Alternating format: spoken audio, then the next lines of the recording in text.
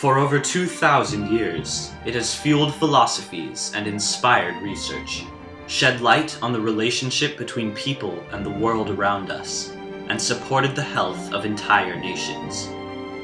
Once dismissed in the Western world as mere superstition, developments in modern science have revealed that there may be an underlying truth to the concepts of traditional Chinese medicine.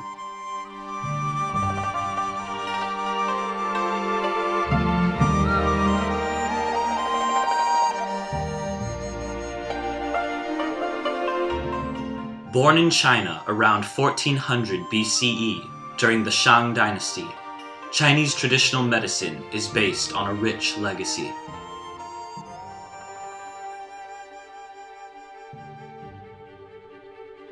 The first evidence of medicinal practice in China can be found in oracle bones and tortoise shells engraved with Chinese characters that were used to treat members of the Shang royal family. The first book ever written introducing Chinese medical theory is called The Yellow Emperor's Inner Canon and was written in the 1st century BCE. The volume explains the relationship between the inner workings of the body and the universe, and how this relationship affects sickness. A second book, called The Treatise on Cold Damage Disorders and Miscellaneous Illnesses, was the first to group various illnesses into categories, as well as the first to outline the way in which philosophies from the Yellow Emperor's Inner Canon could be used in the formulation of drugs. Over time, the applications and methods of traditional Chinese medicine multiplied and the philosophy spread across China, eventually spilling into the rest of Asia. Traditional Chinese medicine is a highly complex topic based around a myriad beliefs. However, there are a few key philosophies around which all of Chinese medicine revolves. The most central concept of all is that of yin and yang, an idea which originated in the 16th century BCE. Yin and yang represent a universal balance and duality present in all things, from the movement of the stars and planets to bodily functions. Yin is characterized by dark, cold, and damp, whereas yang is characterized by light, heat, and dryness. In traditional Chinese medicine, maintaining a balanced relationship between yin and yang within the body is of utmost importance. Another highly important concept is known as Wu Xing, or the 5 elements. Where yin and yang may be classified as the concept of balance, Wu Xing highlights the impermanence and fluidity of all things. Wu Xing proposes that there are 5 elemental states to everything: wood, fire, earth, metal, and water, and that there are 2 types of interactions between these states: generating interactions and overcoming interactions. In traditional Chinese medicine, the Wu Xing theory explains many interactions within the body, especially relationships between different organs. A third concept is that of qi, commonly referred to as life force or energy. In traditional Chinese medicine, there are 2 types of qi: qi that flows through the veins and qi that exists in muscle and tissue. And all qi plays 5 roles: fulfillment of life processes, or the energy needed to live; providing warmth, or rather the heat needed to survive; providing defense, or immunity from disease; containment, or rather holding the body intact; and transformation, such as the transformations of food into energy, energy into blood and life force, and so on. Traditional Chinese medicine employs many methods of healing to restore a balanced yin-yang relationship within the body. A few of the most common practices include acupuncture, acupressure, moxibustion, fire cupping, tui na, gua sha, qi gong, and herbal medicines.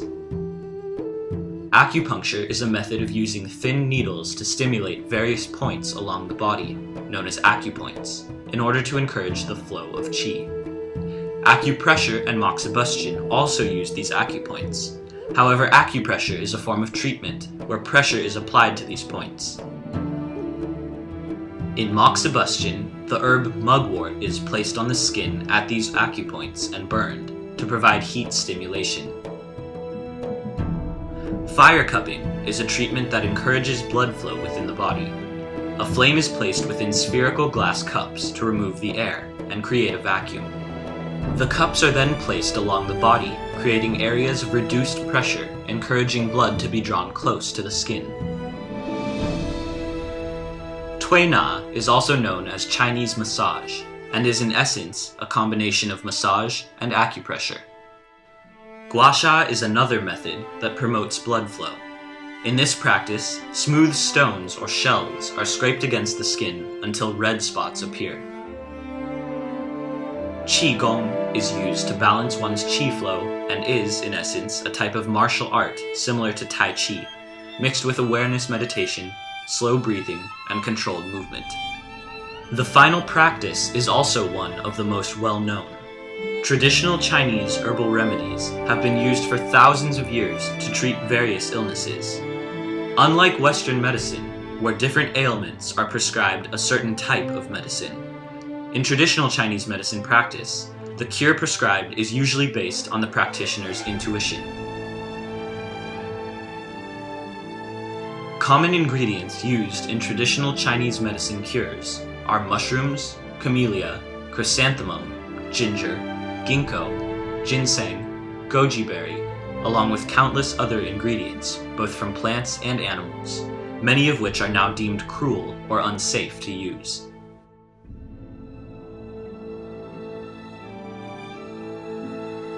Traditional Chinese medicine has had a profound impact on Asian society and the world as a whole. Collectively, it was one of the first explorations by humanity into the study of science.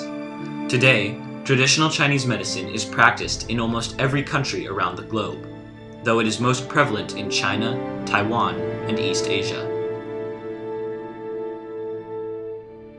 Not only have the cures been central to the health of entire civilizations, but the philosophies of traditional Chinese medicine have greatly affected Asian culture and lifestyle.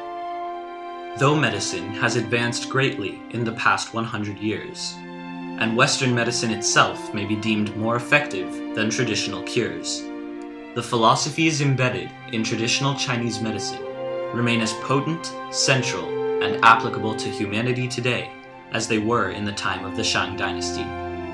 Therefore, as the study of medicine expands and evolves, it is important that we pause to remember the significant role that ancient concepts play in modern life.